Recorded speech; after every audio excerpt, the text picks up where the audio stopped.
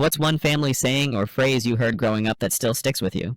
I remember that Thanksgiving like it happened yesterday, even though it has only been a few months, and every detail still stings because of how sharply it cut through me. How casually my brother Mark managed to humiliate me in front of everyone as if it were the most natural thing in the world. We were all gathered around the table, laughter and chatter filling the room, the smell of roasted turkey and sweet potatoes barely registering in my mind, because I was bracing myself for the usual subtle digs and condescending smiles that my family,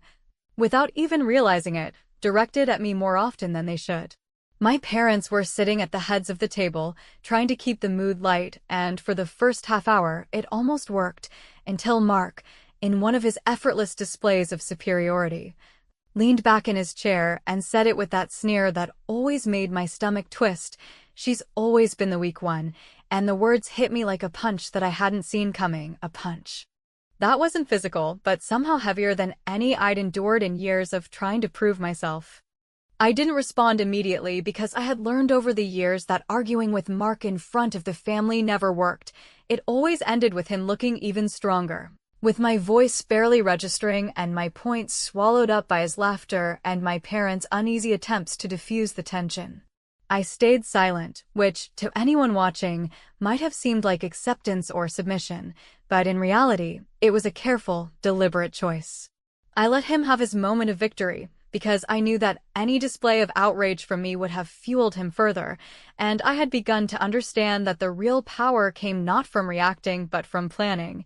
from biding my time while the person who underestimated me continued to believe they were untouchable. Mark continued, not noticing the silence, but reveling in it, telling a story from work that somehow circled back to me, comparing every mistake I had made over the past few years to his successes as if it were evidence of some undeniable truth about our abilities and our worth, and I sat there, nodding politely, my mind already racing, cataloging every detail, every opportunity, every way I could turn this situation into something I could control later.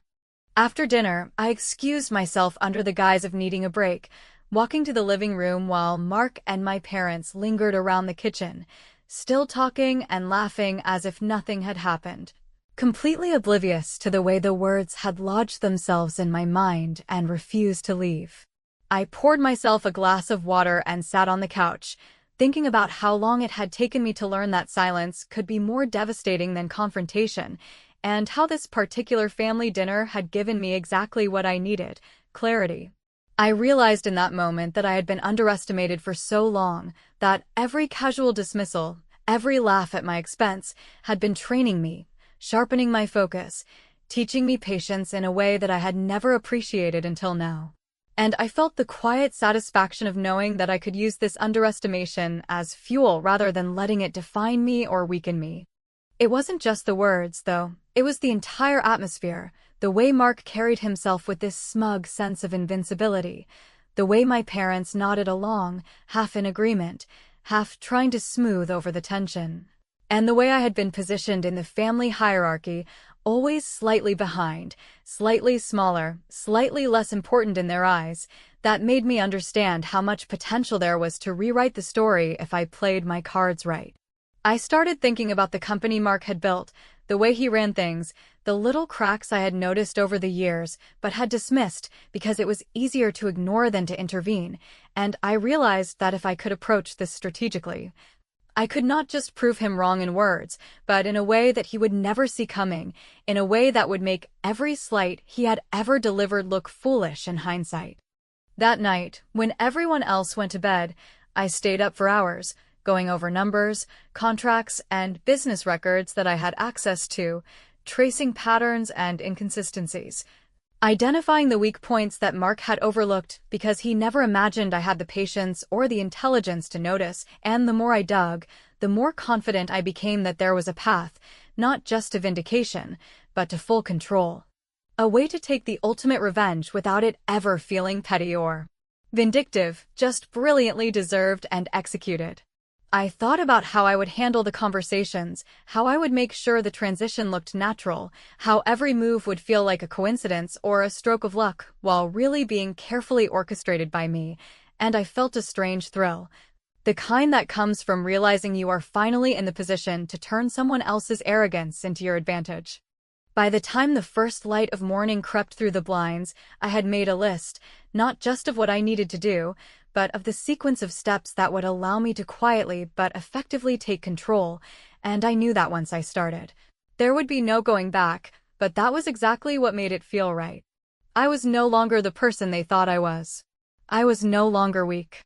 I had learned to wait, to observe, and now I had a plan that would change everything. The last thing I did before finally collapsing into bed was smile quietly to myself, thinking about Mark at the table, smug and confident, unaware that the storm had already begun. That every casual word he had uttered to diminish me had only strengthened my resolve, and that soon, very soon, the tables would turn in a way that he would never see coming. It wasn't just about revenge, it was about proving, once and for all, that underestimating me had been his biggest mistake, and I was determined to make it count. The real Thanksgiving, I realized, wasn't about turkey or family traditions. It was about patience, timing, and waiting for the moment when everything could be reclaimed with precision, and I promised myself that when that moment came, it would be devastatingly effective, and every person who had ever doubted me would finally understand just how much strength I had always had, even when I appeared silent, even when I had seemed weak, because this time I was in control. In the days that followed Thanksgiving, I moved through my life with a sense of purpose that no one around me could detect, performing my regular routines while every interaction, every conversation, and every decision became a calculated step toward an objective that no one suspected existed, and while my family went about their lives, still basking in the illusion that Mark's superiority was absolute and that my silence equated to weakness, I was quietly laying the foundation for a transformation that would leave them stunned, a process that required patience, subtlety, and a precise understanding of the very weaknesses Mark had relied on to feel untouchable. I started by digging deeper into his company, reviewing publicly available financials at first to avoid raising suspicion, making notes on revenue streams, identifying patterns in expenditures, and cataloging relationships with investors and clients, all the while maintaining a calm, almost casual demeanor in every interaction with Mark and our parents, so that even if they noticed my sudden interest in the business, they would dismiss it as curiosity rather than the beginnings of a carefully orchestrated plan to take control. I reached out to my accountant, a professional who had always been helpful but never particularly close to the family drama, under the pretense of seeking advice about an unrelated investment. And I was careful in the way I framed my questions so that the information I needed about Mark's business vulnerabilities could be gathered without him realizing the significance of the inquiries, and as we went over certain documents, I listened more than I spoke, letting him point out discrepancies and errors that I had already anticipated, confirming my assumptions about the cracks in Mark's financial management, all the while suppressing the excitement that threatened to show on my face, because I knew that this first layer of insight was essential for building a credible foundation for the eventual acquisition. While Mark continued his day-to-day operations obliviously, I began reaching out to contacts I had cultivated over the years, people who respected my judgment and business sense without ever associating it with my family dynamics, making casual conversations that, when combined with my growing knowledge of his business, allowed me to plant seeds for potential collaboration and interest in investment opportunities that I could eventually leverage to gain influence without ever appearing to challenge his authority directly, and I paid careful attention to every response, every hesitation, and every question from these contacts because the subtle cues provided more insight than any spreadsheet or financial report ever could. I also spent hours refining my understanding of the legal framework necessary to acquire a controlling stake in Mark's company, reviewing corporate structures, shareholder agreements, and the small but significant clauses that could be exploited in my favor, knowing that timing would be everything and that even the smallest misstep could compromise the entire plan. And yet, as meticulous as this process was, I also allowed myself to observe Mark in his element, noting his predictable overconfidence, The way he dismissed my presence in meetings, and the habitual assumption that everyone else's contributions were inferior, and I cataloged these patterns with the precision of someone preparing for a complex strategy. Because understanding the psychology of the person you intend to outmaneuver is as important as understanding the technicalities of the takeover itself. Even within our family interactions, I started subtly testing reactions, dropping small comments about future investments or my interest in certain professional opportunities to gauge both Mark's arrogance and my parents' biases. Observing the way they would react without realizing that each response provided me with critical insight into the dynamics I would need to manipulate to execute my plan, and the more I watched, the more confident I became that their underestimation of me was complete and unshakable, which meant that every move I made from this point forward could be executed with maximum effect while remaining invisible to them. By the middle of the month, I had developed a comprehensive plan that included not only the acquisition of the company, but also the sequence of actions necessary to ensure that Mark remained unaware of my intentions until it was far too late for him to interfere. And as I reviewed each step, from contacting potential investors under carefully crafted pretexts to lining up legal support and preparing the financial documentation that would appear entirely routine, I felt the quiet thrill of power. The kind of anticipation that comes from knowing you have prepared meticulously and that the moment of execution will be as inevitable as it is satisfying. Because no amount of arrogance or luck on Mark's part could alter the precision with which I had orchestrated the strategy. I also allowed myself to anticipate the moments when my actions would intersect with Mark's own overconfidence, imagining the look on his face when he first realized that the supposedly weak sibling he had dismissed so casually had, in fact, quietly positioned herself to assume complete control over the very enterprise he had always considered his own, and I took care to savor this vision without letting it affect my outward composure, because timing and subtlety were everything, and no emotional reveal could risk the integrity of the plan. By the end of the month, I had achieved a state of calm determination that was both exhilarating and almost meditative, because every conversation, every email, every casual comment to a contact or investor had moved me closer to the tipping point where the tables would turn, and as I finally sat down to review the culmination of my preparations, I realized that what had once felt like a dream of retribution had now become a concrete, achievable reality, one that relied not on rash decisions or emotional outbursts, but on strategy, patience, and the quiet intelligence that Mark had consistently underestimated, and I knew with absolute certainty that when the moment came, the impact would be devastating not only to him, but to everyone who had ever assumed that his arrogance was untouchable. I spent the last evening of the month making a final checklist, ensuring that all the financials were in order, that all potential objections had been preemptively addressed,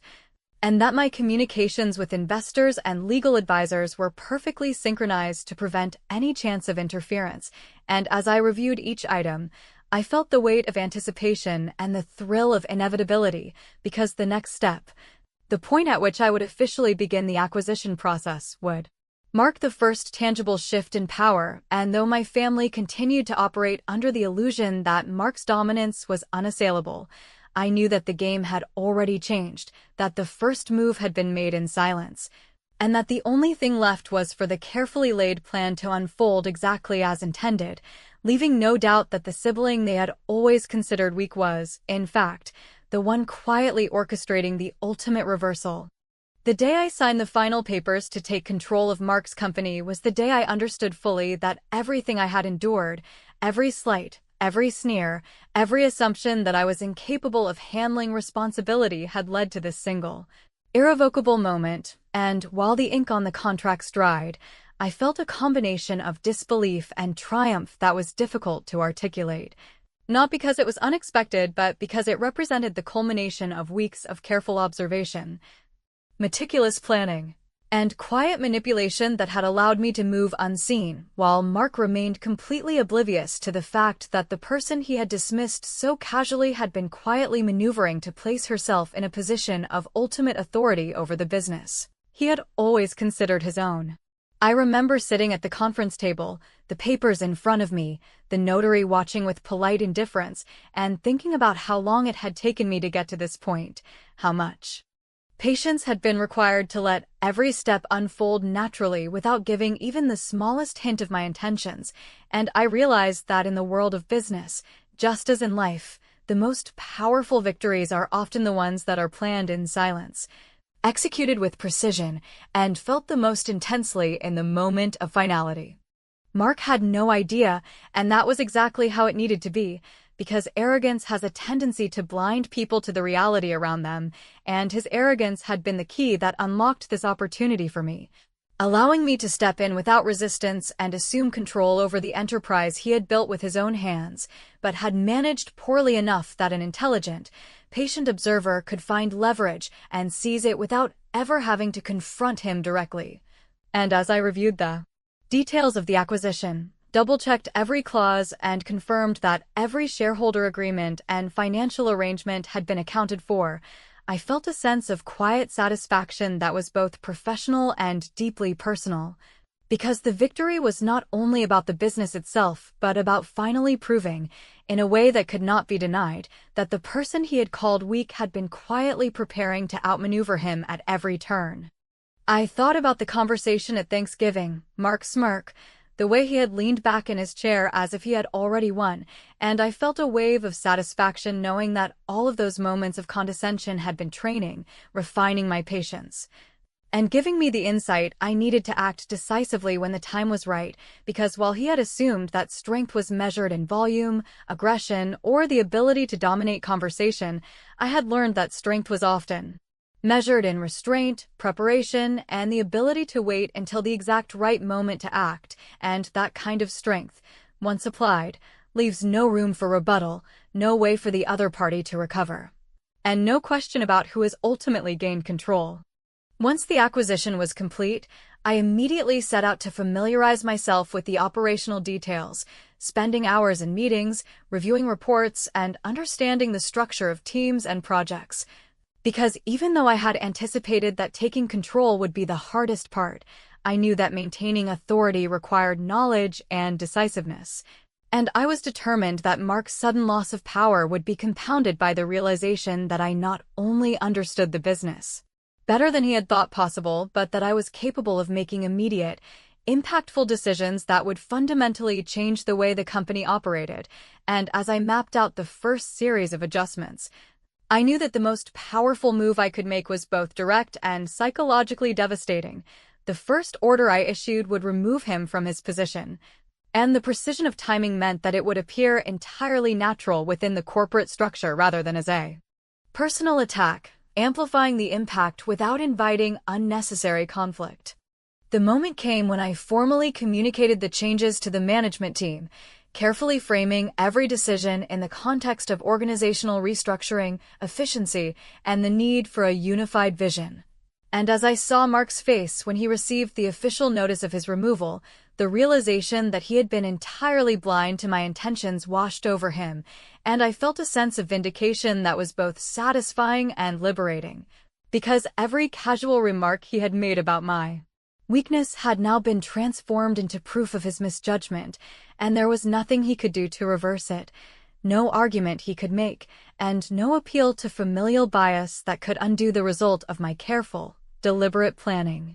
In the days following, the company began to operate under my direction, and every decision, every interaction with staff, and every new policy reinforced the shift in power that Mark had never anticipated. And as I watched him attempt to adjust to his new position outside the executive team, fumbling with the reality of a loss he had never imagined, I felt a mixture of satisfaction and astonishment at the efficiency of the plan I had executed.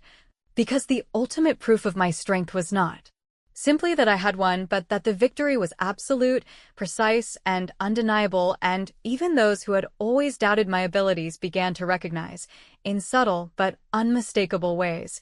that the person they had dismissed as weak had quietly proven herself to be the one with both vision and the capacity to act decisively when it mattered most. As the week progressed, the impact of my actions continued to ripple through the company, and even though I remained calm and professional, Internally, I felt the electric satisfaction of having turned the situation around completely. Because every calculated move, every interaction that had been part of the plan, and every bit of research and preparation had culminated in a moment where my strength could no longer be questioned,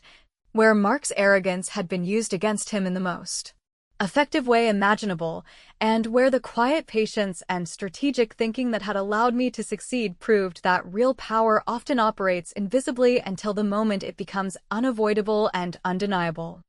I had stepped into a role I had always been underestimated for, assumed control with a precision that left no room for dispute, and taken the first decisive action that marked the beginning of a new reality in which my voice, my judgment,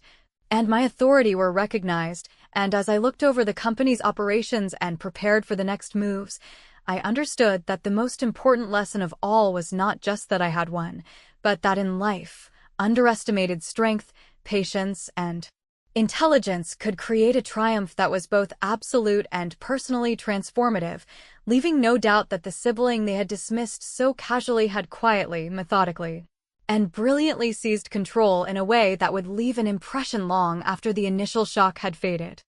The moment I issued my first directives as the new owner of the company, the weight of months of careful observation, meticulous preparation, and strategic patience pressed down on me in a way that was both exhilarating and sobering.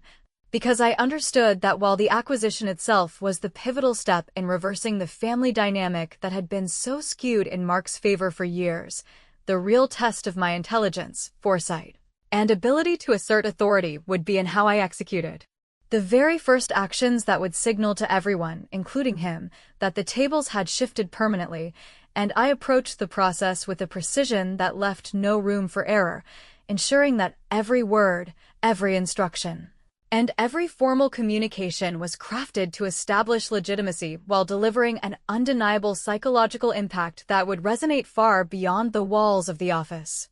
As I drafted the formal notifications to the management team, I reflected on the subtle but consistent arrogance Mark had displayed over the years, the way he had dismissed my input in meetings, assumed that my ideas were inconsequential, and relied on charm, loudness, and superficial confidence to maintain a sense of superiority that had fooled everyone in our family into believing that his authority was absolute.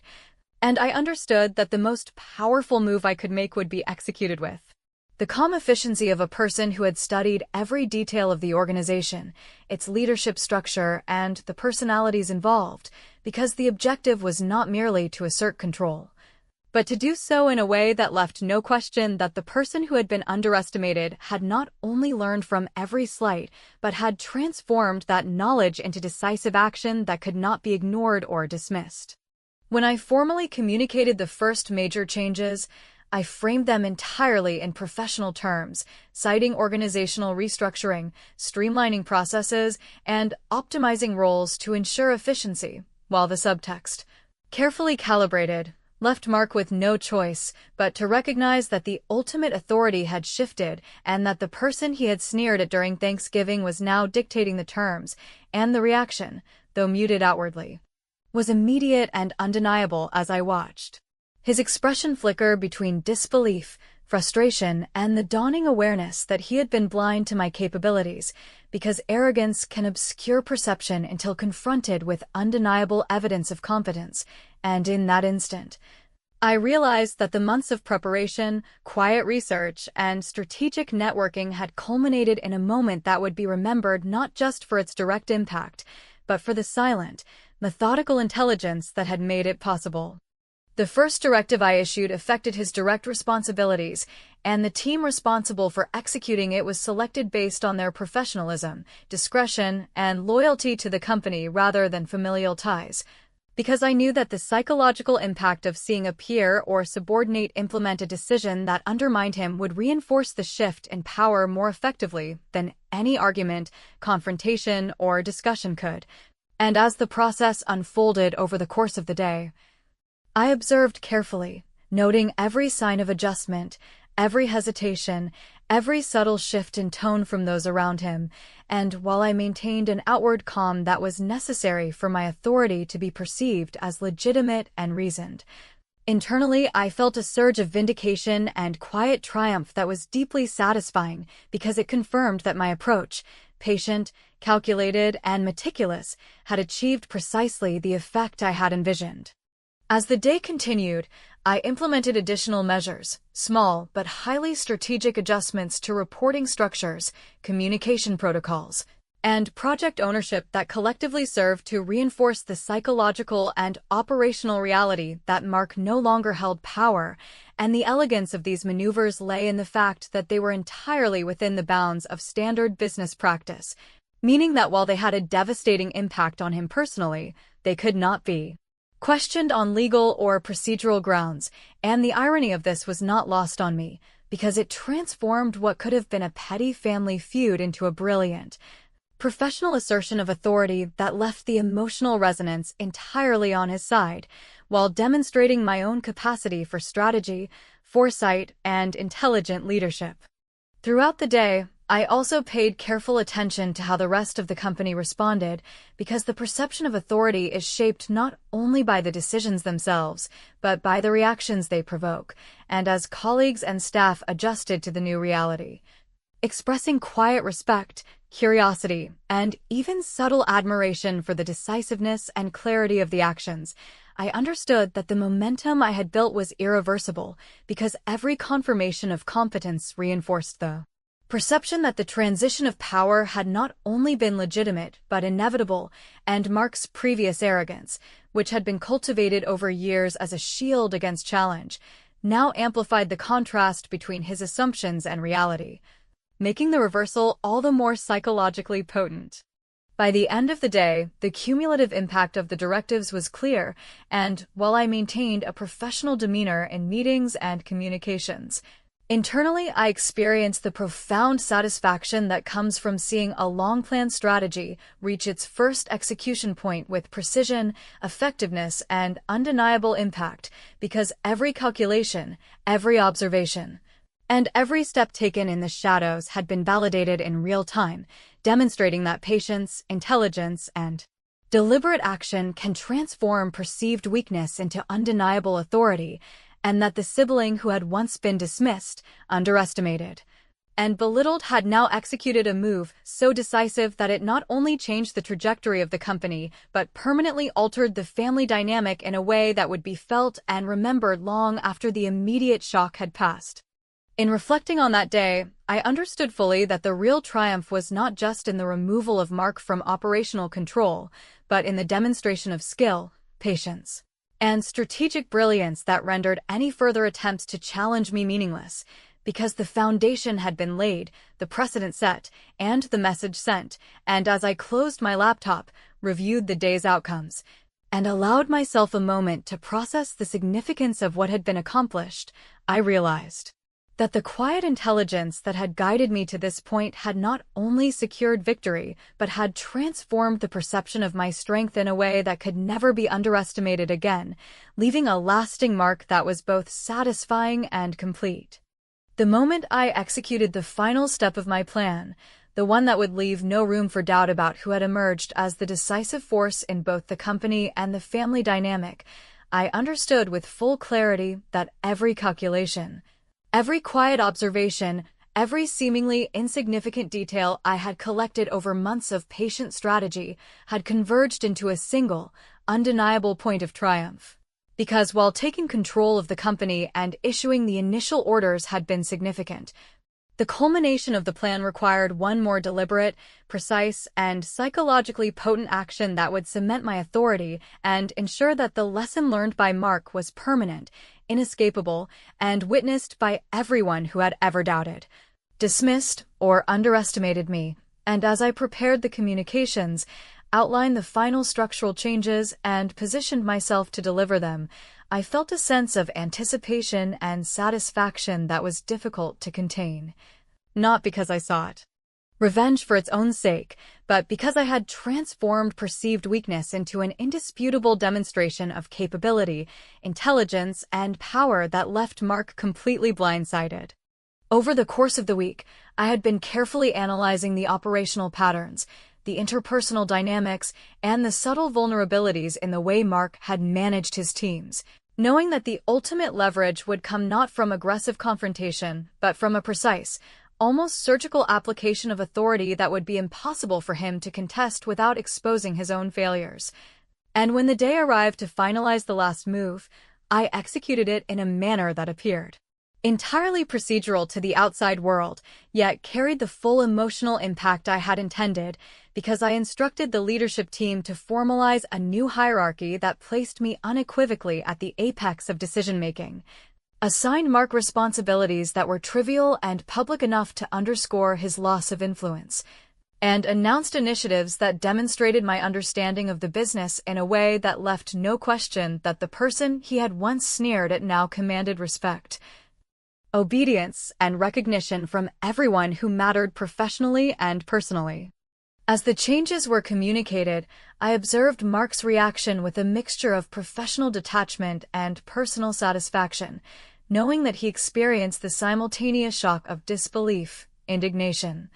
and the dawning realization that his previous assumptions about my capabilities had been catastrophically wrong, because the arrogance he had relied on for so long had blinded him to the possibility that the sibling he had dismissed as weak was, in fact,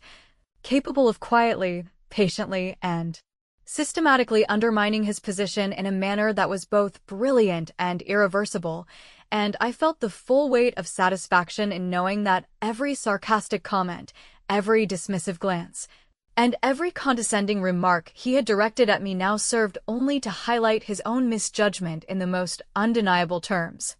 The subtle genius of the move lay not just in its operational execution, but in the psychological precision with which it was delivered, because every change was framed as necessary for efficiency, growth, and long-term success,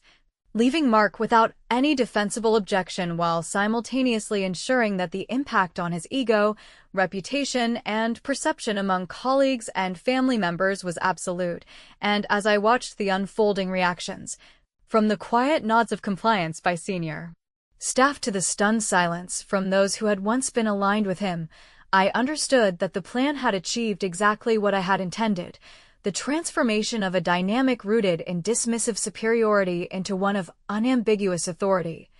with me as the unquestioned center.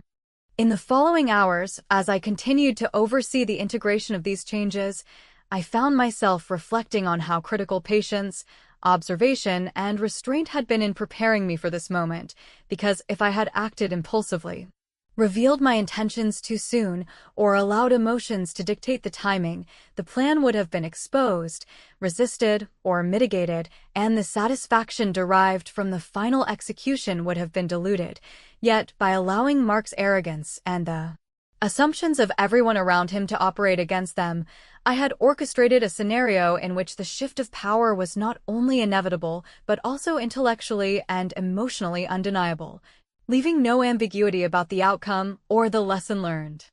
Later that day, I held a meeting with the entire executive team, presenting a vision for the company's future that emphasized stability, growth, and innovation, all while subtly reinforcing the reality of Mark's reduced role, and as I spoke, articulating goals, priorities, and strategic initiatives with clarity and authority. I could see in the expressions of those present the recognition that the person they had underestimated was not only capable, but exceptional in her capacity to lead, to make decisions, and to execute a plan of such complexity and precision that it left observers both impressed and quietly awed. And I understood that this recognition was the ultimate validation of the months of preparation, research, and meticulous planning that had led to this moment. The final move was not only about the business, however, because it had personal resonance that went far beyond operational authority, and when I returned home later that evening, I sensed the subtle shift in the family dynamic that had been dominated by Mark's arrogance for so long, because he now had to navigate interactions knowing that I had not only outmaneuvered him professionally, but had demonstrated an intelligence, patience, and strategic vision that could not be ignored, challenged, or undermined, and the quiet satisfaction of knowing that years of being dismissed and underestimated had been converted into absolute authority and undeniable respect was deeply empowering, not in a vengeful way, but as a testament to the potency of careful planning, deliberate action, and strategic brilliance applied with precision, patience, and insight. By the end of the week, the ramifications of my decisions had fully settled into place, and while life within the company continued and projects moved forward, the psychological impact on Mark, the staff, and even the family was permanent and unmistakable. And as I reflected on the journey from the Thanksgiving dinner where he had sneered and belittled me to this moment of ultimate, undisputed control, I realized that the true triumph lay not merely in seizing authority, but in the combination of intelligence, patience, and strategy that had allowed me to turn years of dismissal into a masterful and satisfying reversal, one that would be remembered long after the immediate reactions faded, leaving no doubt that the person he had underestimated, mocked, and dismissed had executed a plan of extraordinary brilliance and had won in a way that was both precise and irreversible.